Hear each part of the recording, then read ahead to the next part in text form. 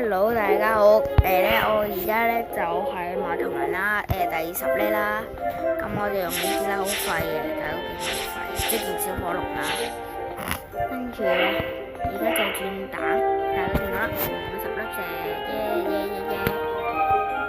咁我哋而家咧就嚟呢個保證5星10連轉，其實我都唔想抽呢度嗰啲嘅。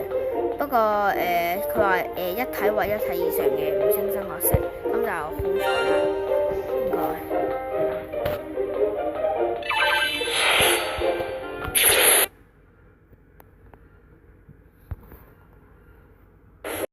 角石耶，結果啦，呢個就係我冇謂做嘅，真係認真嘅，次次都新嘅啦，唔睇啦。呢個4星，唔知3星定4星，新你個頭，唔知幾年前，唔知幾百年前啦。呢個廢嘅，呢個黃金王子，第二隻呢個咧，呢個我第一次見嘅呢隻貓貓係。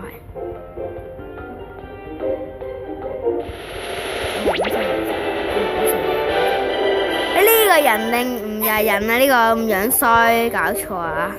因為俾間屋個整字又唔要，三隻原始。呢個一啲宅男嚟嘅，呢個仲要俾宅男喎。喂，唔係喎，冇咁玩啊，大佬。好慘啊，真係一隻都冇。有啦，第一隻啦，已經揾到第一隻啦，揾到一隻啦。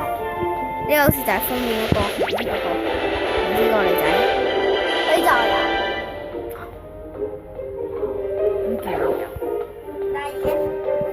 幾多次喎？唔係呢度，食咗啦。唔知。好啦，咁我哋睇下而家有啲咩嘢。係啊，你攞到？係啊。係啊，就拎到呢隻，最近呢隻攬咗抽咗。布倫希爾德，我嘅第2隻5星啊，係咪第3隻5星嘅？